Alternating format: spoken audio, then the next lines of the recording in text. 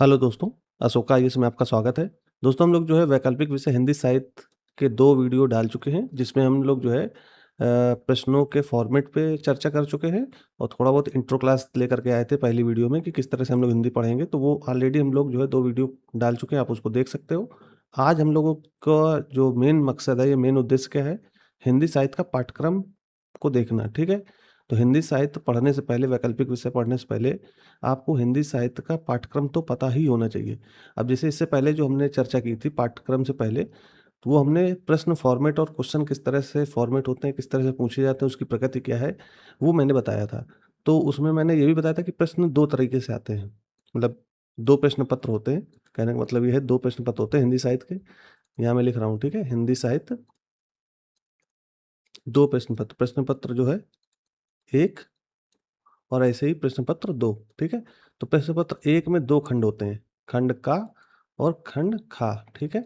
तो खंड का में मैंने बताया था कि इसमें 4 प्रश्न आते हैं, ठीक? इसी तरह खंड खा में 4 प्रश्न आते हैं। ये चीज़ें मैं बता चुका हूँ और आपको ये भी बताया था कितने प्रश्न करने होते हैं। इसी तरह से प्रश्न पत्र जो 2 होता है, वो भी 2 खंडों में विभाजित होता है, खंड का और खंड खा में, ठीक? और इसमें भी 4 प्रश्न और इसमें भी 4 प्रश्न।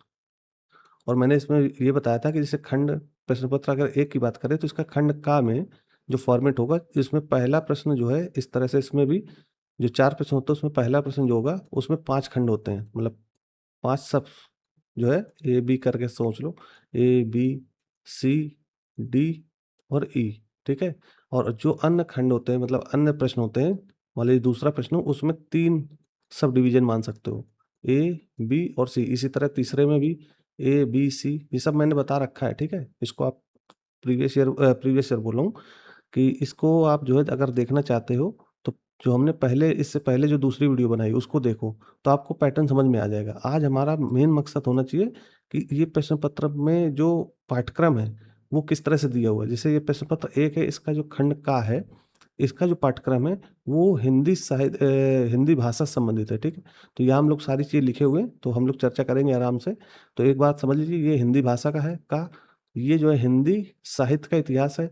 इसी तरह जो दूसरा प्रश्न पत्र है, उसका का जो वाला जो पार्ट है, का वाला, वो जो है आपका पद्य साहित्य का, जो किताबें हैं आपकी, या कह सकते हो दोहे जो सिलेबस में दिए हुए वो, और खा में जो आपका पूरा गद्य है, जिसमें गोदान है, कहानियाँ हैं, ठीक है? स्कंदगुप्त है, नाटक है, निबंध है, तो ये सारी चीज़ें होंगी। तो आप आई थिंक समझ गए होंगे हिंदी साहित्य का प्रश्न पत्र किस तरह से आता है। नहीं समझ पाए तो इससे पहले वाली जो वीडियो हमने डाली उसको देख लीजिए, तो आपको आसानी से चीज़ें समझ में आ जाएँगी।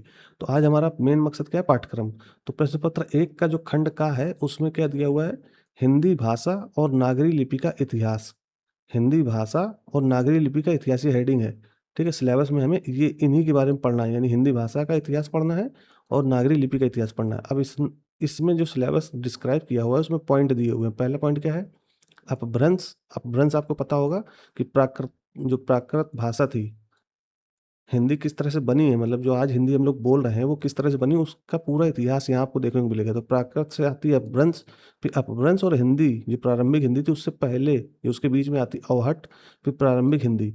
इसका व्याकरणिक तथा अनुप्रयुक्त स्वरूप, ये सब हम लोग जो है देखेंगे आगे, किस तरह से आगे पढ़ेंगे वो सारी चीज़ें बताएँगे। अभी आपको क्या करना है, अगर आप जो है कॉपी पेन लेकर बैठे हो तो इसको नोट कर सकते हो, या फिर ये सिलेबस आप जो है स्क्रीनशॉट ले लो, थोड़ा समझ लो, तो आपको चीज़ें समझ में आने लगेंगी। कम से कम पता होना चाहिए कि हमें पढ़ना क्या है। तो यहाँ पे आपको क्या पढ़ना है? अपभ्रंश, अवहट्ठ और प्रारंभिक हिंदी का व्याकरणिक, यानी आपको यहाँ पे व्याकरणिक तथा अनुप्रयुक्त स्वरूप देखना है। दूसरा क्या बोला है? मध्यकाल में ब्रज और अवधी। अब ये ब्रज जो भाषा है और जो अवधी भाषा है, ये सब हिंदी के ही पार्ट है, ठीक है? तो इसका साहित्यिक भाषा के रूप में विकास किस तरह हुआ है मध्यकाल में, वो पढ़ना है किसका? ब्रज और अवधी का, ठीक? इसी तरह सिद्ध एवं नाथ साहित्य, खुसरो, संत साहित्य, रहीम आदि कवियों, अब ये सब जितने कवि हैं, सिद्धनाथ साहित्य के जो कवि हैं, खुसरो हैं, संत साहित्य, रहीम आदि कवियों तथा दक्खनी हिंदी में खड़ी बोली का प्रारंभिक स्वरूप। तो खड़ी बोली किस तरह से प्रारंभिक स्वरूप में आई है इनके साहित्यों में, किसके? सिद्धनाथ साहित्य में, खुसरो के जो है साहित्य में, संत साहित्य में, रहीम के जो है दोहों में, किस तरह से खड़ी बोली का प्रयोग हुआ है, स्वरूप किस तरह रहा है, वो हम इसी सिलेबस में देखेंगे, ठीक है? चौथा पॉइंट इसमें बोला है 19वीं सदी। 19वीं सदी का मतलब हो गया 1800 से, ठीक है? 1800 से आगे की बात बोल रहा है। तो 19वीं शताब्दी में खड़ी बोली और नागरी लिपि का विकास। यानी जब हम लोग जो है 1800 के बाद आए तो उस समय किस तरह से खड़ी बोली का विकास हुआ, नागरी लिपि का विकास हुआ, वो पढ़ना है। ठीक है, पांचवा पॉइंट है हिंदी भाषा और नागरी लिपि का मानकीकरण। मानकीकरण भी हमको देखना पड़ेगा कि आज जो स्वरूप आपको दिखता है नागरी लिपि का, देवनागरी लिपि का और हिंदी भाषा का, उसके मानक क्या है, वो सब हमको पढ़ने होंगे इसी सिलेबस के अंतर्गत। ठीक है, छठवां पॉइंट है स्वतंत्रता आंदोलन के दौरान राष्ट्रभाषा, ठीक है, नेशनल लैंग्वेज के रूप में हिंदी का विकास। तो राष्ट्रभाषा के रूप में हिंदी का विकास किस तरह से हुआ, कब, स्वतंत्रता आंदोलन के समय। तो हिंदी का हम विकास पढ़ रहे हैं तो एक क्रम में पढ़ेंगे ना कि कब से हमें चीज़ें पढ़नी है। तो अपभ्रंश से लेकर के हम कहाँ तक आ गए, स्वतंत्रता आंदोलन तक। ठीक है, अब स्वतंत्रता आंदोलन के बाद की जो कहानी है उसको भी देख लो। स्वतंत्र, मान लीजिए हम भारत स्वतंत्र हो गया 1947 में। ठीक है, अब 1947 के बाद हिंदी का स्वरूप किस तरह से बदलेगा, देखिए फिर से। भारतीय संघ, जो आजकल केंद्र इसको हम बोल देते हैं, भारतीय संघ की राजभाषा के रूप में हिंदी का विकास। आज कहते हैं ना कि हमारी राजभाषा क्या है, ऑफिशियल लैंग्वेज क्या है, तो हिंदी है। ठीक है, तो हिंदी का विकास, फिर हिंदी भाषा का वैज्ञानिक और तकनीकी विकास। अब 1947 के बाद जो है किस तरह से विकास हुआ हिंदी का, वो भी देखना है। आगे हिंदी की प्रमुख बोलियां और उनका परस्पर संबंध।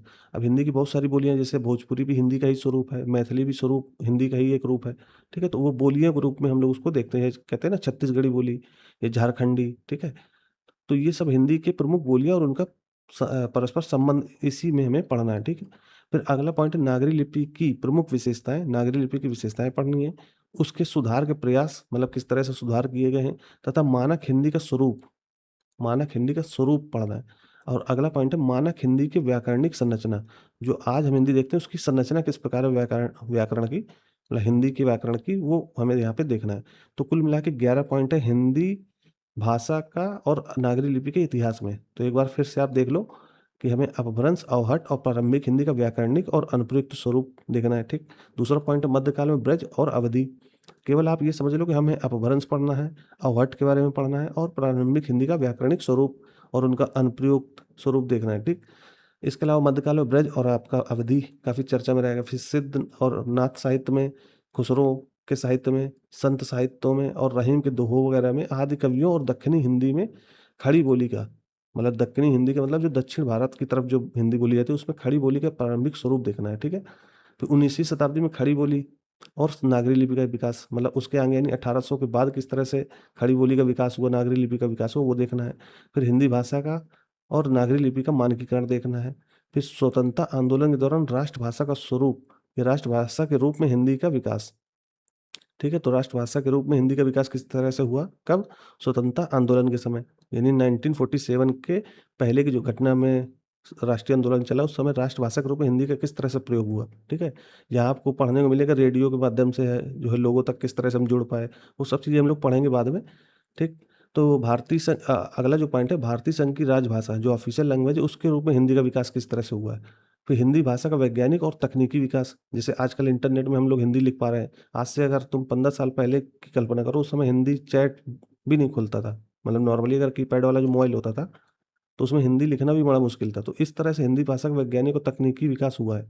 ठीक है, फिर हिंदी की प्रमुख बोलियां और उनका परस्पर संबंध, फिर नागरी लिपि की प्रमुख विशेषताएं एवं उसके सुधार के प्रयास तथा मानक हिंदी का स्वरूप। ये आपका सिलेबस ध्यान से सुनते जाइएगा। ठीक है, फिर मानक हिंदी की व्याकरणिक संरचना। तो कुल मिला के 11 पॉइंट ध्यान रखना, 11 पॉइंट। अब ये सिलेबस आपको रटा होना चाहिए। अब रटने का मतलब ये नहीं कि तुम जो है दिन भर में इसको रटते रहो। डेली जब भी आप हिंदी साहित्य पढ़ो, जो भी सब्जेक्ट आप पढ़ रहे हो, उसका आप सिलेबस ज़रूर देखो कि यूपीएससी ने इस टॉपिक के लिए कहाँ पे सिलेबस में डिस्क्राइब किया हुआ है। ठीक है, तो जब हम लोग हिंदी भाषा या कह सकते हो नागरी लिपि का इतिहास पढ़ेंगे तो ये सारे 11 पॉइंट फिर से डिस्कस करेंगे सिलेबस के रूप में। ठीक है, तो ये हो गया आपका खंड का, प्रश्न पत्र पहले का खंड का सिलेबस है। ठीक है, अब आते हैं हम लोग खंड खा में, यानी भाग बी कह सकते हो, भाग दूसरा कह सकते हो, उसमें प्रश्न पत्र 1 का भाग दूसरा। इसमें क्या बोल रखा है, हिंदी साहित्य का इतिहास। अब इसमें आपको हिंदी साहित्य का इतिहास पढ़ना है। इसमें कितने पॉइंट हैं, 1, 2। अब 2 में भी कई सारे सब पॉइंट्स हैं, मतलब सब सेक्शंस हैं, जैसे का, खा या कह सकते हो ए, बी। ठीक है, तो पहला पॉइंट इसमें क्या बोल रहा है कि हिंदी साहित्य की प्रासंगिकता, हिंदी साहित्य की रेलिवेंस, यानी आज इसका कितना महत्व है हिंदी साहित्य का, और महत्व। ठीक है, तथा हिंदी साहित्य के इतिहास लेखन की परंपरा। तो इतिहास लेखन की परंपरा भी इसी सिलेबस में हमको पढ़ना है। ठीक है। अभी आपको हो सकता है नया-नया लगे या कोई अभ्यर्थी हो सकता है पहले से पढ़ रहा हो तो उसको आसानी से समझ में आ सकता है। लेकिन जो नया अभ्यर्थी होगा उसको हो सकता है कि लगे सर ये तो समझ में नहीं आ रहा है।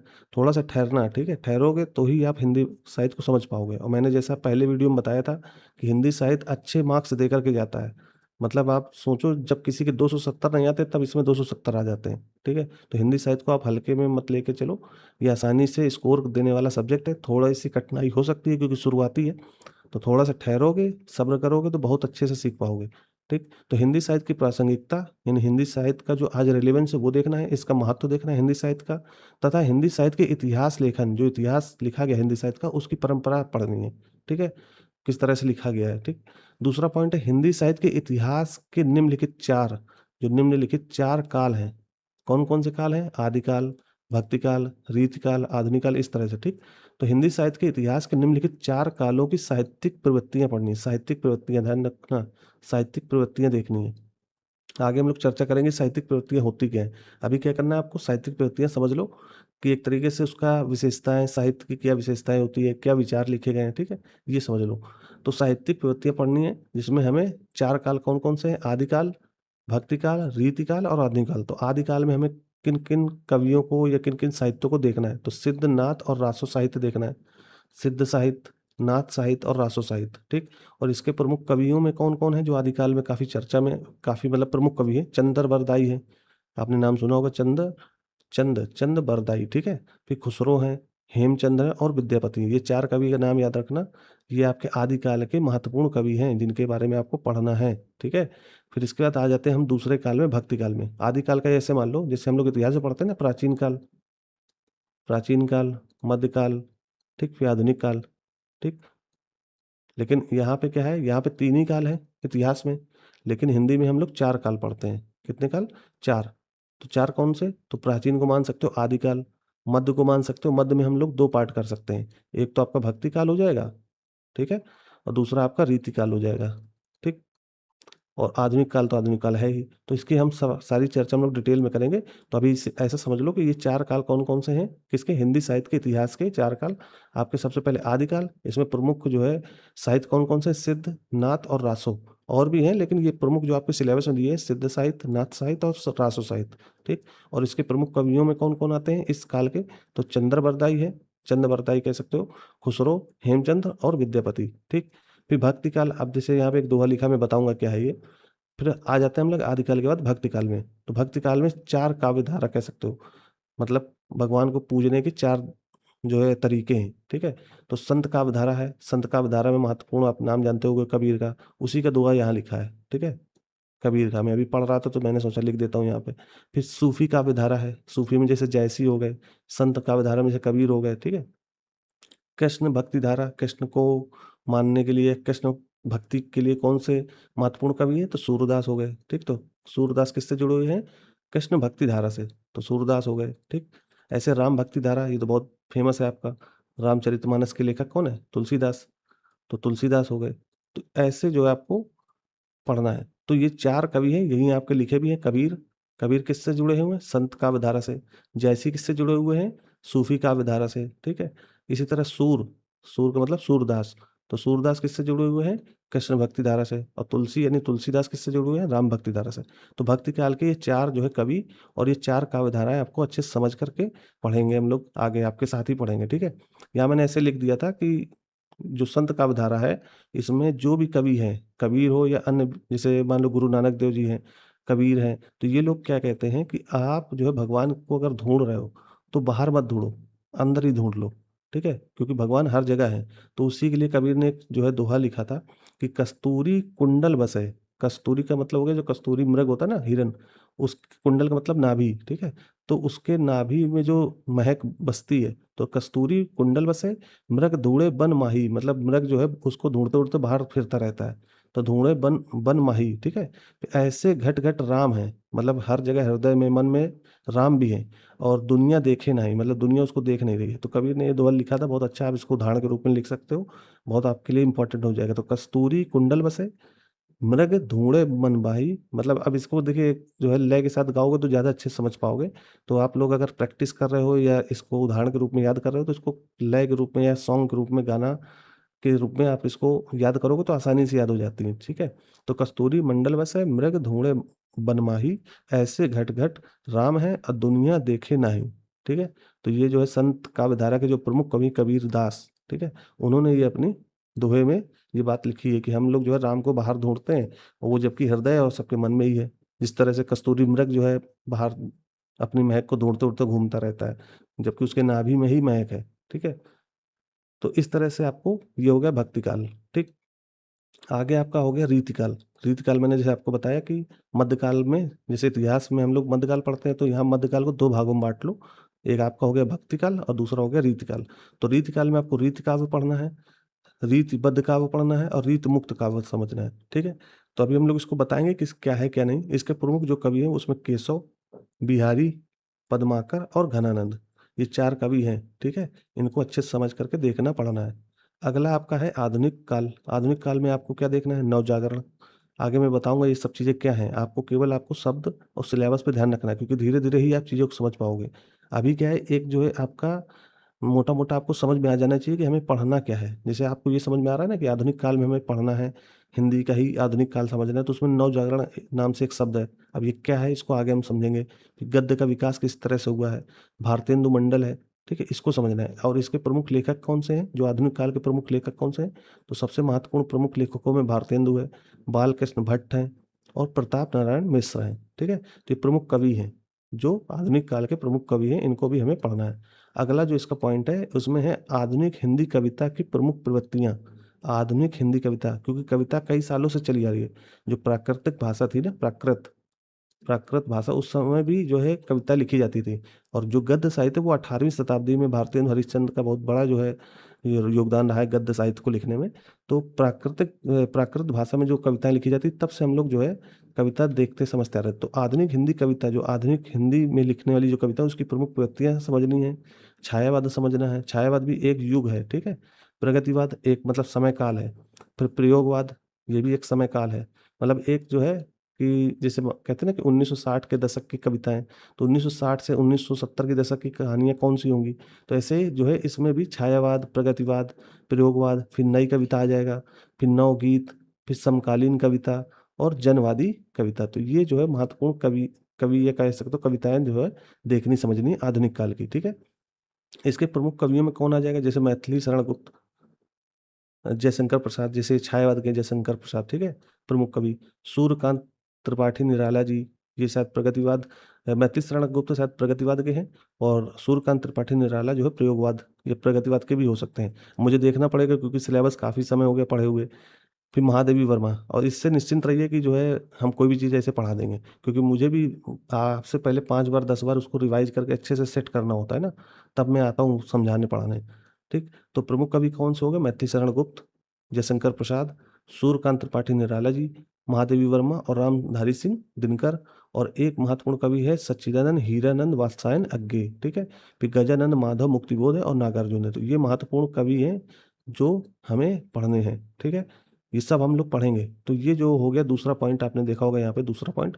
तो इसके 5 सब पॉइंट्स हैं, ए, बी, सी, डी, ई कर लो या का, खा, गा, घा, अंगा कर लो, ठीक है? तो 5 पॉइंट का हमने सिलेबस देखा। अब जो तीसरा पॉइंट है वो है कथा साहित्य। दूसरा पॉइंट क्या था? हिंदी साहित्य का इतिहास के निम्नलिखित 4 काल, हिंदी साहित्य का जो इतिहास है उसमें 4 काल है उसको समझना था, ठीक है? अब इसमें हमें क्या देखना है? कथा साहित्य। कथा साहित्य में हमें क्या देखना है? पहला बोला उपन्यास और यथार्थवाद। यथार्थवाद का मतलब अभी बताऊँगा मैं आगे, ठीक है? यथार्थ का मतलब क्या होता है? सच्चाई। तो यथार्थ सच्चाई को मानने वाले यथार्थवाद, ऐसा समझ लो। तो उपन्यास और यथार्थवाद से क्या मतलब है? इसका क्या संबंध है? ये सब चीज़ें हम लोग देखेंगे, ठीक है? कथा साहित्य में। फिर दूसरा हिंदी उपन्यासों का उद्भव और विकास। जो उपन्यास लिखना शुरू हुए, सबसे महत्वपूर्ण अगर आपसे पूछा जाए उपन्यास कौन-सा है? तो एक ही नाम याद आएगा। हिंदी पढ़ने वाले लड़कों को एक ही नाम याद आएगा, गोदान। और ये है भी महत्वपूर्ण और सबसे ज़्यादा जो है प्रसिद्धि, सबसे ज़्यादा इसको प्यार दुलार सबसे ज़्यादा मिला हुआ है गोदान को, ठीक है? प्रेमचंद की जो है उपन्यास है। तो हिंदी उपन्यास का उद्भव और विकास किस तरह से हुआ है, वो हमें सिलेबस में पढ़ना है, ठीक है? अगला जो है प्रमुख उपन्यासकार। अब इसी में कथा साहित्य में जब आप उपन्यास पढ़ लोगे, उसका उद्भव पढ़ लोगे, उसका विकास पढ़ लोगे, तो उसमें प्रमुख उपन्यासकार के नाम भी तो याद होने चाहिए, जो लेखन कला में प्रसिद्ध रहे। तो प्रेमचंद हो गए, ठीक है? जयलेंद्र हो गए, जैनेंद्र, ठीक है? यशपाल, फणीश्वरनाथ रेणु और भीष्म साहनी। ये महत्वपूर्ण जो है कह सकते हो उपन्यासकार है जिन्होंने अपने उपन्यास से प्रसिद्धि हासिल की है, ठीक। अगला है हिंदी कहानी का उद्भव और विकास। जिस तरह से उपन्यास पढ़ना है उसी तरह से हमको हिंदी कहानी का भी उद्भव और विकास पढ़ना है। हमने उपन्यास का उद्भव और विकास समझा, इसी तरह से हिंदी कहानी का उद्भव और विकास समझना है। तो प्रमुख कहानीकार भी देखने पड़ेंगे, जैसे उपन्यासकार देखें वैसे कहानीकार। तो कहानीकार में सबसे प्रमुख नाम प्रेमचंद का आएगा। अब कई बार 2-2 बार नाम आएँगे, जैसे प्रेमचंद उपन्यासकार भी रहे, कहानीकार भी रहे बेहतरीन। जैसे जयशंकर प्रसाद उपन्यास नहीं लिख पाए, लिखने का प्रयास किया लेकिन बहुत बेहतर नहीं है इनका उपन्यास। तो जयशंकर प्रसाद को हम प्रमुख कहानीकार के रूप में लिख लेते हैं। फिर सच्चिदानंद हीरानंद वात्स्यायन अज्ञे, इसका शॉर्ट नाम हम लोग अज्ञे बोलते हैं, ठीक है। तो अज्ञे की महत्वपूर्ण कहानियाँ, ये प्रमुख कहानी, ये इसको जो है बहुत ज़्यादा ये कहानीकार के रूप में फेमस रहे। मोहन राकेश बहुत ज़्यादा जो फेमस है। कृष्णा सोबती, इनकी कहानियाँ महत्वपूर्ण हैं, ठीक है। जब आप एक दुनिया समानांतर से नाम से जो है कहानी की पुस्तक है, उसमें कृष्णा सोबती की बहुत महत्वपूर्ण कहानियाँ लिखी हुई है। तो उसको हम लोग जो है पढ़ेंगे क्योंकि हमारे सिलेबस का हिस्सा है। तो प्रमुख कहानीकार में ये 5-6 जो है कहानीकार है, इनको देखना समझना है, ठीक। अगला हमारा पार्ट हो जाएगा चौथा, नाटक और रंगमंच। हम लोगों ने कथा साहित्य में ये 5 पॉइंट पढ़ लिए, जैसे पीछे हम लोग हिंदी साहित्य पढ़ के आए थे 5 पॉइंट, फिर कथा साहित्य पढ़ लिया। अब अगला है नाटक और रंगमंच। आपके सिलेबस में नाटक भी दिए हुए हैं, तो हिंदी नाटक का उद्भव और विकास समझते जाना, ठीक है। क्योंकि सिलेबस थोड़ा-सा डिस्क्राइब अच्छे से इसलिए आपको बोरिंग हो सकती है, लेकिन थोड़ा-सा ठहर के, सब्र करके रुकोगे, पढ़ोगे, समझोगे तो आसानी से चीज़ें समझ में आ जाएँगी, ठीक। तो नाटक और रंगमंच में आपको क्या पढ़ना है? हिंदी नाटक का उद्भव और विकास। जिस तरह से हमने कहानी के बारे में पढ़ा कि कहानी का उद्भव और विकास कैसे हुआ, तो हिंदी नाटक का उद्भव और विकास किस तरह से हुआ है, उसको देख कर के समझ के आगे बढ़ना है, ठीक है? फिर इसी तरह इसके प्रमुख नाटककार, जिस तरह से हम लोग कहानीकार देख रहे थे, उसी तरह नाटककार। तो भारतेंदु प्रमुख इसके नाटक में, जैसे भारतेंदु का हमारे सिलेबस में भारतीय दुर्दशा, ठीक है? फिर जयशंकर प्रसाद का एक स्कंदगुप्त नाम से नाटक है। जगदीश चंद्र माथुर, अब इनका जो है नाटक हमें पढ़ना नहीं है। इन दोनों के नाटक हमारे सिलेबस में जो पार्ट, जो प्रश्न पत्र 2 है, उसमें है, ठीक है? ये दोनों के। फिर जगदीश चंद्र माथुर, राम कुमार वर्मा और मोहन राकेश। अब मोहन राकेश का भी नाटक हमारे सिलेबस में है। अब मुझे कमेंट करके बताओ कौन-सा है नाटक? अगला हिंदी रंगमंच का विकास। नाटक के बाद रंगमंच का भी विकास उद्भव देखना पड़ेगा, ठीक है? अब चौथे पॉइंट में हमने नाटक और रंगमंच देख लिया। 5वाँ पॉइंट आपका क्या होगा? आलोचना। आलोचना, अब आप अगर हिंदी पढ़ रहे हो तो इसमें कुछ आलोचनाएँ भी तो होंगी, तो आलोचनाएँ भी हमको हिंदी में ही पढ़नी है। तो हिंदी आलोचना का उद्भव और विकास, सैद्धांतिक, व्यावहारिक और प्रगतिवादी, मनोविश्लेषणवादी आलोचना और नई समीक्षा। मतलब कुल मिला के आलोचना का मतलब क्या हुआ? जो कोई भी लिखा होगा, कविता या हो गया, या गद्य साहित्य हो गया, या उपन्यास हो गया, कहानी हो गया, तो उसकी आलोचनाएँ भी कोई न कोई कवि या कोई न कोई लेखक कर रहा होगा। तो प्रमुख जो आलोचक है, उसमें सबसे प्रमुख नाम किसका है? रामचंद्र शुक्ल जी का, ठीक है? जब ये नाम आ जाए तो इनके आगे जी लगाना मत भूलना। विकास सर की अगर जिसने क्लास पढ़ी होगी तो उनको पता होगा कि रामचंद्र शुक्ल का नाम आते ही सर जो है सीधा बोलते थे, 21 तोपों की सलामी इनको दो भाई, ठीक है? तो 21 तोपों की सलामी देने वाले जो प्रमुख लेखक हैं, उनमें से एक नाम किसका है? रामचंद्र शुक्ल जी का। अगर ये ना होते तो हिंदी साहित्य का इतिहास भी इतना बेहतर नहीं लिखा, मतलब जिस तरह से इन्होंने हिंदी साहित्य के इतिहास में महत्वपूर्ण योगदान दिया है ना, तो इनको 21 तोप भी कम है। ठीक है? तो रामचंद्र शुक्ल जी हो गए, हजारी प्रसाद द्विवेदी जी हो गए, रामविलास शर्मा और नगेंद्र, ये प्रमुख आलोचक हैं जो हमें हमें आगे पढ़ने ही है, ठीक है? तो मैंने जैसा थोड़ा-सा ये जो है याद आ गया मुझे पुरानी क्लासेज रामचंद्र शुक्ल जी के बारे में, तो आप लोगों से चर्चा कर दी। फिर अगला पॉइंट है हिंदी गद्य की अन्य विधाएँ। जो हिंदी गद्य की अन्य विधाओं में क्या है? ललित निबंध हो गया, रेखा चित्र हो गया, संस्मरण हो गया, यात्रा वृत्तांत हो गया, ठीक है? तो अगली क्लास में हम जब बात करेंगे तो इस पे बात करेंगे, ठीक है? कि क्या होता है? मतलब गद्य साहित्य किस तरह से लिखे जाते हैं, उनमें से ये ललित निबंध क्या होता है, रेखा चित्र क्या होता है, संस्मरण क्या होता है, यात्रा वृत्तांत क्या होता है, ये सब अच्छे से जो है डिटेल में पढ़ने वाले हैं, ठीक? तो ये अभी हमने जो सिलेबस देखा वो प्रश्न पत्र 1 का था। अब हम आ जाते हैं दूसरे प्रश्न पत्र पे। इस प्रश्न पत्र में सीधा-सीधा यूपीएससी ने लिखा हुआ है, इस प्रश्न पत्र में निर्धारित मूल पाठ्य पुस्तकों को पढ़ना अपेक्षित होगा, ठीक है? जो मूल पाठ्य पुस्तक है उनको पढ़ना अपेक्षित है। आप इसकी कॉपी या कोई दूसरा लिख दिया, या संक्षेप में समरी लिख दिया, वो नहीं पढ़ सकते, मूल किताबें पढ़नी है। और ऐसे प्रश्न पूछे जाएँगे जिनसे अभ्यर्थी की आलोचनात्मक क्षमता की परीक्षा हो सके। तो यहाँ पे जो भी आपको प्रश्न पत्र मिलेगा, या जो भी मतलब प्रश्न मिलेगा, उसमें आपको जो सिलेबस में बहुत सारी पुस्तकें दी हैं, जैसे पद्य साहित्य में आपकी कबीर ग्रंथावली है, तो इससे संबंधित प्रश्न होगा, ठीक है? जैसे प्रश्न पत्र 1 में क्या था? हमें प्रमुख साहित्य के बारे में, उनकी जो है प्रमुख कवियों के बारे में पढ़ना है। उसी तरह जो प्रमुख कवि उन्होंने जो साहित्य लिखे हैं, उनके बारे में यहाँ से प्रश्न पूछे जाएँगे। तो खंड का जो है या ए जो पहला भाग है उसमें हमें पद्य साहित्य पढ़ना है, यानी कविता वाला पार्ट। तो इसमें 4 कवि जो भक्ति काल के थे, कबीर, सूरदास, तुलसीदास और जयसिंह। अभी हमने पीछे चर्चा की है ना, तो जब हम लोग क यहाँ पे कथा साहित्य पढ़ रहे होंगे, कथा साहित्य माफ़ कीजिएगा, यहाँ पे हिंदी साहित्य का इतिहास ये, ठीक है? हिंदी साहित्य का इतिहास। तो जब हम लोग आदिकाल के बाद भक्ति काल में आएँगे, तो भक्ति काल में हम लोग कबीर, जयसिंह, सूर, तुलसी तो पढ़ेंगे ही, तो साथ में ही जिस तरह से विकास देवकीर्ति सर ने हम लोगों को पढ़ाया, ठीक उसी तरीके से जब हम लोग भक्ति काल करेंगे, उसमें कबीर, जयसिंह, सूर, तुलसी को पढ़ेंगे ही। तो उनके द्वारा लिखी गई रचना जो प्रश्न पत्र 2 में आती है, कबीर की जैसे कबीर ग्रंथावली है, सूरदास की भ्रमर गीत सार है, तुलसीदास की रामचरितमानस और कवितावली है और जयसिंह की आपकी पद्मावत है। इसके अलावा हाँ, पद्मावत में भी आपको कई सारा नहीं पढ़ना, उसमें सिंहल द्वीप खंड और नागमती वियोग खंड, ये 2 खंड पढ़ने हैं बस। इसी तरह रामचरितमानस पूरी नहीं पढ़नी, केवल उसमें सुंदरकांड वाला हिस्सा। और जो हमारा भारतीय संस्कृति है, हिंदू भारतीय संस्कृति, ये कह सकते हो सनातन संस्कृति, उसमें सुंदरकांड लगभग हर घर में होता ही है, ठीक है? तो कवितावली, उत्तरकांड इसका पढ़ना है, ठीक? तो हिंदी साहित्य पढ़ रहे हो, तो ये सब चीज़ें आपको देखनी पढ़नी होंगी, ठीक है? क्योंकि यहीं से आपकी व्याख्याएँ और प्रसंग पूछे जाते हैं, जिसे हमें जो 150 शब्दों में लिखना होता है ना, मैंने जैसे पीछे वीडियो में चर्चा की थी किस तरह से प्रश्न आते हैं। तो पद्य साहित्य में कबीर, सूर, तुलसी, जयसिंह जब हम लोग प्रश्न पत्र 1 में पढ़ेंगे, हिंदी साहित्य के इतिहास में, उसी समय इनके द्वारा लिखी गई रचनाओं को भी पढ़ लेंगे, ठीक है? तो हमारे ये 4 पार्ट कवर हो जाएँगे। तो कबीर के द्वारा लिखी गई कबीर ग्रंथावली के केवल 100 पद पढ़ने हैं और इसके संपादन कौन किया है? इनके संपादक मतलब इनको एक जगह इकट्ठा किसने किया है? श्याम सुंदर दास, ठीक? फिर भ्रमर गीत सार में आरंभिक 100 पद पढ़ने हैं और इसके संपादक कौन है? रामचंद्र शुक्ल जी, 21 तोप वाले, ठीक है? याद रखना। तुलसीदास रामचरितमानस का सुंदरकांड और कवितावली का उत्तरकांड, ठीक है? ये 2 कांड आपको, कांड का मतलब हो सकता है खंड, ठीक है? तो तुलसीदास के ये 2 आपको पार्ट पढ़ने हैं। इसी तरह जो जयसिंह हैं, अब जयसिंह सूफी काव्य धारा के महान कवि माने जाते हैं, तो जयसिंह का पद्मावत जो है, इन्होंने एक ही शायद लिखा हुआ है पद्मावत, उसमें क्योंकि महाकाव्य है ना ये, तो उसका सिंघलद्वीप खंड और नागमती वियोग खंड ये पढ़ना है और इसके संपादक कौन है? श्याम सुंदर दास। जैसे यहाँ पे इन्होंने श्याम सुंदर दास ने एक तरीके से इनके दोहों को, इनके पद को एक जगह लिख दिया है। तो इसलिए यहाँ पे संपादक श्याम सुंदर दास लिखा हुआ है, ठीक है? ये मत सोचना कि सर ये अलग से कवि हैं क्या? इन्होंने सारे जो इनके दोहे, खंड या कह सकते हो कविता इधर-उधर थी, उनको एक जगह संकलित किया है।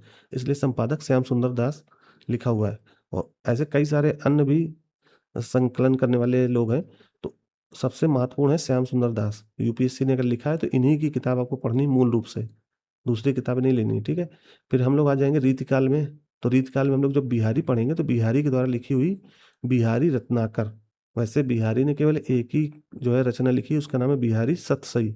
यहाँ मैं लिख रहा हूँ, बिहारी सतसई, ठीक है? तो बिहारी सतसई बिहारी के द्वारा लिखी गई एकमात्र जो है रचना है और इसी सतसई से महत्वपूर्ण जो है दोहों को निकाल करके संपादक थे जगन्नाथ दास रत्नाकर। तो इन्होंने रत्नाकर अपना नाम यहाँ पे जोड़ दिया, बिहारी रत्नाकर, क्योंकि प्रमुख हैं जगन्नाथ दास रत्नाकर, तो इसलिए यहाँ पे बिहारी रत्नाकर हो गया। तो ऐसा मत सोचना कि सर बिहारी सतसई अलग है क्या? तो बिहारी सतसई के ही 100 दोहे जो लिखे गए उसको बिहारी रत्नाकर बोल देते हैं, ठीक है? तो ज़्यादा इसमें जो है सोचना नहीं कि सर ये क्या है, सतसई अलग है क्या, ठीक? तो बिहारी जब हम लोग रीतिकाल पढ़ेंगे तो यहाँ पे हम लोग बिहारी की बिहारी रत्नाकर पढ़ लेंगे, जिसमें हमें आरंभिक केवल 100 पद देखने हैं, 100 दोहे। अब ये मत पूछना कि सर ये 100 दोहे पढ़ने होंगे क्या, याद करने होंगे क्या? बिल्कुल नहीं याद करना, केवल आपको देखना, पढ़ लेना है, ताकि व्याख्या आवे तो आप समझ जाओ कि ये जो है व्याख्या किस अ, रचना की है या किस कवि द्वारा लिखी गई है। क्योंकि वहाँ हम लोग प्रस्तावना में लिखते हैं ना, अगर आपने हिंदी के पेपर लिखे होंगे कक्षा 10 में, कक्षा 12 में, तो आपको पता होगा प्रस्तावना कैसे लिखी जाती है। तो जब तक आपको रचना पता नहीं होगी तब तक कैसे बता पाओगे? तो उस लिहाज से हमें 100 दोहे देखने ही होंगे, ठीक है? इसी तरह मैथिली शरण गुप्त का भारत भारती देखना है, ठीक? विजय शंकर प्रसाद का कामायनी, उसका भी जो है सारा कामायनी वो महाकाव्यात्मक जो कविता मानी जाती है, तो इसमें चिंता और श्रद्धा सर्ग ही देखना है। मतलब चिंता खंड वाला और श्रद्धा सर्ग वाला जो पार्ट ही देखना है। फिर अगला सूर्यकांत त्रिपाठी निराला जी, इनका राग विराग, तो राग विराग इनकी पुस्तक है, उसमें राम की शक्ति पूजा नाम से एक कविता है और दूसरी कुकुरमुत्ता है, ठीक है? इनके संपादक है रामविलास शर्मा। ये सब आगे हम लोग देखेंगे, ठीक है? इसके बाद रामधारी सिंह दिनकर, इनका प्रमुख जो है रचना क्या है, कुरुक्षेत्र। इसी तरह अज्ञेय की प्रमुख है आंगन के पार द्वार, जो असाध्य वीणा नाम से आती है पुस्तक, ठीक है, अज्ञेय की। अब इसका नाम कमेंट करके बताओ पूरा क्या है। मुक्तिबोध, मुक्तिबोध की ब्रह्म राक्षस, तो इसको भी हमें देखना है। फिर नागार्जुन, ये सब छोटी-छोटी है, ये ना सोचना बहुत मोटी है। मोटी तो ये थी, जैसे बिहारी रत्नाकर, ये कई पेजों की है, तो इसमें केवल हमको 100 दोहे देखने हैं। 100 दोहे का मतलब मुश्किल से 15 पेज, ठीक है? 15 पेज भी ज़्यादा हो जाएँगे, अगर एक पेज में 10 दोहे देखोगे तो 10 पेज के आस-पास हो जाएँगे। दोहे का मतलब क्या होता है, 2-3 लाइन के होंगे, ठीक है? तो ज़्यादा सोचना नहीं कि सर बहुत ज़्यादा पढ़ना है। नागार्जुन के द्वारा क्या है, बादल को घिरते देखा, इनकी एक महत्वपूर्ण कविता है। फिर अकाल और इसके उसके बाद, अकाल और उसके बाद नाम से एक पुस्तक है, और हरिजन गाथा। ये 3 आपको नागार्जुन के द्वारा लिखी हुई कविता कह सकते हो, या इनकी रचना है, इनको पढ़ना है। ये छोटी-छोटी कविताएँ, बादल को घिरते देखा है, बहुत अच्छी कविता है। फिर अकाल और उसके बाद, और हरिजन गाथा तो महत्वपूर्ण है ही। महत्वपूर्ण, नागार्जुन कवि भी बहुत महत्वपूर्ण है। इंदिरा गांधी को बहुत ज़्यादा टारगेट करते थे, उस समय के कवि हैं, ठीक है? तो ये आपका हो गया आपका प्रश्न पत्र 2 का खंड का, यानी पद्य साहित्य, ठीक है? आई थिंक आपको चीज़ें समझ में आ रही होंगी, ठीक? इसी तरह जब खंड खा में आएँगे तो अब आ जाएँगे गद्य साहित्य। जिस तरह से हम लोग यहाँ पद्य साहित्य कविता वाला पार्ट पढ़ रहे थे, उसी तरह हम लोग जो है खंड खा यानी गद्य साहित्य देखेंगे। गद्य साहित्य में भारतेंदु हरिश्चंद्र, ये भारतेंदु जी का, तो उनकी महत्वपूर्ण जो रचना है भारत दुर्दशा, इसको देखेंगे। फिर मोहन राकेश का जो नाटक है आषाढ़ का एक दिन, ठीक? गद्य साहित्य में क्या-क्या आता है? कहानी, उपन्यास, नाटक, रंगमंच, यही तो आता है ना? निबंध, आलोचना, यही है सब। तो सबसे महत्वपूर्ण भारतेंदु को भारत दुर्दशा, ये भी नाटक है। आषाढ़ का एक दिन, ये भी नाटक है। यहाँ मैं लिख रहा हूँ, ठीक है? इसको भी आप लोग नोट कर लेना, नाटक। फिर रामचंद्र शुक्ल का चिंतामणि, ये एक निबंध है। तो चिंतामणि पूरी जो है एक तरीके से निबंधों का एक पूरा संग्रह है, तो उसमें आपको 2 कविताएँ पढ़नी है। कविता क्या है नाम से, और श्रद्धा भक्ति, ठीक? तो रामचंद्र शुक्ल जी की महत्वपूर्ण कविता संग्रह है चिंतामणि, उसमें कविता क्या है और श्रद्धा भक्ति देखना है, ठीक है? फिर इसके अलावा आपकी डॉक्टर सत्येंद्र जो संपादक हैं, उनके द्वारा निबंध निलय का एक संग्रह है, उसमें कई सारे निबंध लिखे हुए हैं। जैसे बाल कृष्ण भट्ट के द्वारा लिखी गया जो निबंध है वो क्या है? साहित्य जनसमूह के हृदय का विकास है। अब ये पढ़ना पड़ेगा, क्यों पढ़ना पड़ेगा? क्योंकि जब गद्य के 4-5 पंक्तियाँ आ जाती है ना, 4-5 जो है पैराग्राफ, तो आपको वहाँ से व्याख्या प्रसंग लिखना होता है ना, पेपर 5वाँ प्रश्न। मैंने जो पीछे चर्चा की थी, प्रश्न पत्र 2 में पहला और 5वां करना अनिवार्य है। तो पहला तो पद्य साहित्य का हो गया, और जो 5वां प्रश्न होगा वो गद्य साहित्य का हो गया। तो 5वें प्रश्न को करने के लिए आपको निबंध पढ़ने पड़ेंगे, ठीक है? तभी आप पकड़ पाओगे और प्रस्तावना लिख पाओगे। फिर प्रेमचंद का एक जो है प्रमुख निबंध है, साहित्य का उद्देश्य प्रगतिशीलता, ठीक? फिर गुलाब राय भी एक जो है रचनाकार, या कह सकते हो निबंधकार हैं। उनकी एक प्रमुख जो है निबंध है भारतीय संस्कृति। हजारी प्रसाद द्विवेदी का कुटज, ठीक है? ये निबंध है। फिर रामविलास शर्मा का तुलसी साहित्य के समांत विरोधी मूल्य, ठीक है? आगे का संवत्सर है। फिर कुबेरनाथ का उत्तरा फाल्गुनी के आसपास, ये सारे जो है निबंध हैं। अब इससे घबराना नहीं कि सर इतने निबंध पढ़ने पड़ेंगे क्या? बहुत छोटे निबंध होते हैं, ज़्यादा परेशान नहीं होना है, आराम से पढ़ेंगे, धीरे-धीरे सब हो जाएगा, ठीक है? प्रेमचंद का प्रमुख उपन्यास जो है वो गोदान, जैसा मैंने पहले चर्चा की थी, और प्रेमचंद की सर्वश्रेष्ठ कहानियाँ, जो 16 कहानियाँ जिसको हम प्रेम मंजूषा नाम की किताब से देखते हैं, उसके संपादक कौन है? अमृत राय, ठीक है? तो प्रेमचंद की 2 रचनाएँ पढ़नी है, एक तो आपका गोदान पढ़नी है, और दूसरा प्रेमचंद की जो सबसे ज़्यादा महत्वपूर्ण सर्वश्रेष्ठ कहानियाँ हैं 16, ठीक है? वो प्रेम मंजूषा नाम से एक पुस्तक है, उसमें जिसके संपादक है अमृत राय। इन्होंने लिखी हुई है 16 कहानियाँ, मतलब एक जगह संकलित की है, प्रेमचंद की कहानियाँ, ठीक है? अगला है जयशंकर प्रसाद, इनका स्कंदगुप्त नाटक है, जैसे हमने पहले बताया भी था आपको। यशपाल, इनका ये उपन्यास है, यशपाल एक लेखक हैं, और इनका प्रमुख नाटक है दिव्या। अच्छा है, बहुत अच्छा है उपन्यास है, ठीक है? फिर फणीश्वर नाथ रेणु का मैला आंचल। अब ये मैला आंचल जो है ये थोड़ा-सा मैथिली, ये कह सकते हो बिहारी टच का है, तो फणीश्वर नाथ रेणु ने उसी भाषा में लिखा हुआ है। तो जो बिहार के लोग होंगे वो इसको बहुत अच्छे से समझ पाएँगे। जब इसको पढ़ोगे ना मैला आंचल को, तो ख़ास करके बिहार के जो लोग हैं इसको अपना मतलब भाव समझ में आएगा। तो ये सारी चीज़ें पढ़नी है। फिर मनु भंडारी का महाभोज, ये बहुत अच्छी राजनीतिक टाइप का उपन्यास उपन्यास है, ठीक है? तो मनु भंडारी भी एक उपन्यासकार है, इनका महत्वपूर्ण उपन्यास क्या है? महाभोज। फिर राजेंद्र यादव संपादक नाम से एक दुनिया समानांतर है, इसमें लगभग 22 कहानियाँ हैं, ठीक है? तो 22 कहानियाँ आपको, एक किताब है एक दुनिया समानांतर, इसके संपादक कौन है? राजेंद्र यादव। ठीक है? इनकी सभी कहानियाँ 22 की 22 देखनी है। तो अभी हमारा सिलेबस इतना ही है। आई थिंक आप चीज़ें समझ गए होंगे। तो एक बार फिर से देख लो कि प्रश्न पत्र 2 में हमें एक तो है पद्य साहित्य और दूसरा है गद्य साहित्य। पद्य साहित्य में आपको कबीर, सूरदास, तुलसीदास जैसी इनकी रचनाएँ देखनी है। आगे आपका बिहारी भी पद्य साहित्य में है, मैथिली शरण गुप्त भी, इनका भारत भारती नाम से एक जो है पुस्तक है, इसमें कविता संग्रह टाइप की पूरी दी हुई है, ठीक है? जयशंकर प्रसाद कामायनी, सूर्यकांत त्रिपाठी निराला इनका राग विराग नाम से संकलन है, जिसमें राम की शक्ति पूजा और कुकुरमुत्ता 2 कविता बहुत फेमस है। फिर रामधारी सिंह दिनकर की कुरुक्षेत्र, ठीक है? छोटी सी पुस्तक है, ज़्यादा मोटी भी नहीं है, मुश्किल से 70-80 पेज की होगी। अज्ञे, ठीक, वात्स्यायन अज्ञे है ना? आंगन के पारदौर और असाध्य वीणा इनको पढ़ना है, ठीक? फिर मुक्तिबोध में ब्रह्मराक्षस, नागार्जुन का बादलों घिरते देखा है और दूसरा अकाल और उसके बाद और तीसरा हरिजन गाथा। इनकी 3 जो है कविताएँ पढ़नी है, ठीक है? इसी तरह गद्य में हमने भारतेंदु को देखा, इनका नाटक महत्वपूर्ण है। भारत दुर्दशा, मोहन राकेश का आषाढ़ का एक दिन, रामचंद्र शुक्ल इनका जो है निबंध देखना है, जो कविता क्या है श्रद्धा भक्ति, चिंतामणि, ठीक है? और डॉक्टर सत्येंद्र संपादक हैं, इसके निबंध लिए इसमें कई सारे लेखकों ने अपने अपने निबंध लिखे हुए हैं, ठीक है? तो ये जो संपादक है डॉक्टर सत्येंद्र, इन्होंने सारे निबंधों को एक जगह लिख दिया है, उस पुस्तक का नाम लिख दिया है निबंध निलय, ठीक? अगला आपका प्रेमचंद, इसमें 2 चीज़ें पढ़नी है आपको, एक तो गोदान उपन्यास पढ़ना है और दूसरा प्रेमचंद की 16 महत्वपूर्ण जो कहानियाँ हैं, जो प्रेम मंजूषा नाम की किताब है उसमें लिखी हुई है, तो वो देखनी है। और उस प्रेम मंजूषा के संपादक कौन है? अमृत राय। जयशंकर प्रसाद, इनका प्रमुख नाटक है स्कंदगुप्त, महत्वपूर्ण नाटक है, अच्छे से लिखा हुआ है और जब पढ़ोगे तो मज़ा भी आएगा, ठीक है? जिनको हिंदी में इंटरेस्ट है ना, बहुत मज़ा आने वाला है। यशपाल का दिव्या, ये भी देखो, ये एक उपन्यास है, ठीक? ये भी मैलांचल भी, जो फणीश्वरनाथ रेणु के द्वारा लिखा गया, ये भी उपन्यास है, ठीक है? और महाभोज, ये भी उपन्यास है, ठीक? तो 3 उपन्यास ये हैं और 1 उपन्यास प्रेमचंद जी का है, तो 4 ये हैं। तो 4 उपन्यास मैं यहाँ लिख रहा हूँ, 4 उपन्यास आपको पढ़ने हैं, पेपर सेकंड में, ठीक?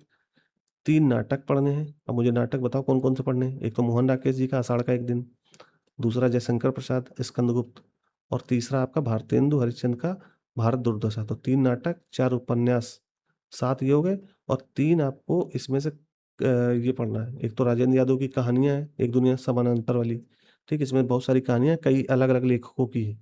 तो राजेंद्र यादव जो संपादक, उन्होंने कई लेखकों की कहानी एक ही जगह लिख दी है। उस पुस्तक का नाम रखा है एक दुनिया समानांतर, ठीक है? इसमें 22 के आस-पास कहानियाँ हैं, 22 या 23 हैं, तो वो आपको देखनी है। फिर मनु भंडारी का तो हमने 4 उपन्यास बता ही दिए आपको। और क्या रह गया आपका? हाँ, निबंध, 2 निबंध है, एक तो चिंतामणि और दूसरा निबंध निलय। यहाँ पे मैं लिख दे रहा हूँ, 2 निबंध, ठीक? एक तो चिंतामणि हो गई और दूसरा निबंध निलय। चिंतामणि,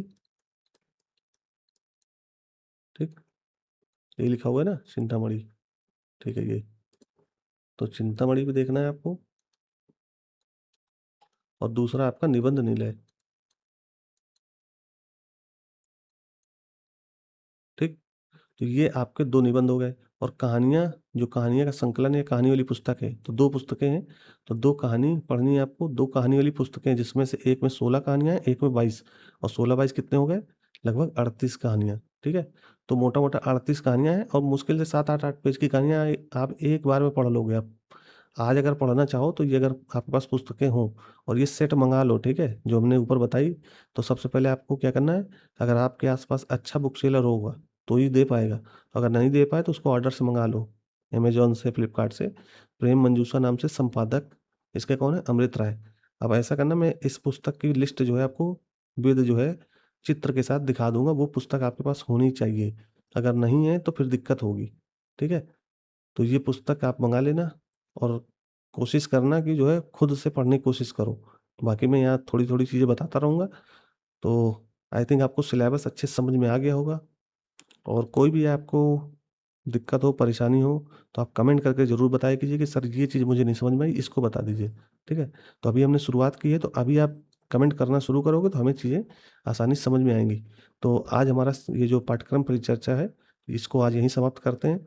फिर हम लोग जो है अगले क्लास के साथ आएँगे, जहाँ हम लोग अच्छे से पहली क्लास में देखेंगे किस तरह से पढ़ना है। और हाँ, ये याद रखना कि हम लोग जो शुरुआत करेंगे, जिस तरह से विकास दिव्यकीर्ति सर ने शुरुआत की है, कहाँ से शुरू किया है?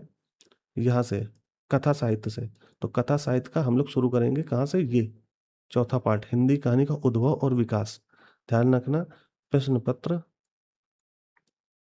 पत्र पहला, जो पहला प्रश्न पत्र है, उसमें जो है खंड खा का नहीं, हिंदी भाषा वाला छोड़ दो।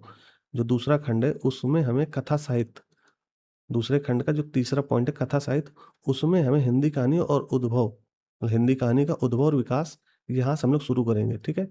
तो हिंदी कहानी के लिए आपको कहानी पढ़ने के लिए वो पुस्तक मँगा लो पहली बात तो। कौन-सी? प्रेम मंजूषा। तो अभी 2-4 दिन चलेंगी तो प्रेम मंजूषा आप धीरे-धीरे पढ़ते जाओ। तो आप जो है, अगर आपके पास है तो उसमें एक कहानी है ईदगाह। बहुत छोटे बच्चों को कहानी मज़ा भी आएगा, ठीक है? तो उसको आज पढ़ना। ईदगाह है, ऐसे सदगति वगैरह भी है लेकिन आप ईदगाह पढ़ना, ठीक? आज ईदगाह पढ़ो, फिर मैं आपको 16 कहानियाँ देता रहूँगा, उसको पढ़ते रहना, ठीक? तो यहाँ से हम लोग शुरू करेंगे हिंदी कहानी का उद्भव और विकास। फिर प्रमुख कहानीकार पढ़ेंगे प्रेमचंद, जयशंकर प्रसाद, सच्चिदानंद, हीरानंद, वत्सानग्गे, मोहन राकेश के बारे में, कृष्ण सोबती के बारे में, सारी चीज़ें पढ़ेंगे। लेकिन पहले हमें हिंदी कहानी का उद्भव विकास, इसमें 2-3 दिन 4 दिन लगेगा, ठीक? क्योंकि शुरुआत है, हो सकता है 3 ही दिन में हम लोग समाप्त कर दें। और आप लोग कमेंट करके बताना कि जो विकास दिव्यकीर्ति सर की जो क्लासेज़ हैं, वो लगभग, जो पुरानी क्लासेज़ है वो 157 के आस-पास है। तो आप मुझे ये बताओ कि एक-एक क्लास करके बताएँ 157 बार, क्योंकि विकास सर ने एक क्लास को लगभग 2 से ढाई घंटे में पढ़ाया है और उसमें समझाने के उद्देश्य से उन्होंने काफ़ी लंबी क्लास की है। तो मुझे ऐसा लगता है कि वो क्लास 20 से 25 मिनट में हो जाएगी। ठीक है?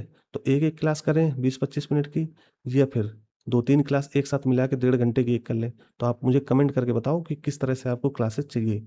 एक-एक चाहिए 157 दिन तक, या फिर कई सारी क्लासेस एक जगह संकलित करके दीजिए। इस तरह से बताना मुझे कमेंट करके। तो मैं उसी तरह शुरू करूँगा ताकि आपका कोर्स भी जल्दी समाप्त हो जाए और मेरे साथ आप जो है लगे रहेंगे, तभी आपकी ये हिंदी साहित्य पूरी हो पाएगी, ठीक है? बीच में छोड़ना नहीं। अगर शुरू किया तो साथ से लेकर के, मतलब शुरू से लेके अंत तक साथ देना, ठीक? तो आज इतना ही रखते हैं दोस्तों, फिर कल मिलेंगे। और हिंदी कहानी का उद्भव और विकास, कल का मतलब अब अगली वीडियो में मिलेंगे। और आप लोग जितना ज़्यादा इसको सपोर्ट करोगे उतना ही ज़्यादा ये जल्दी से आएगी क्लासेस, ठीक है?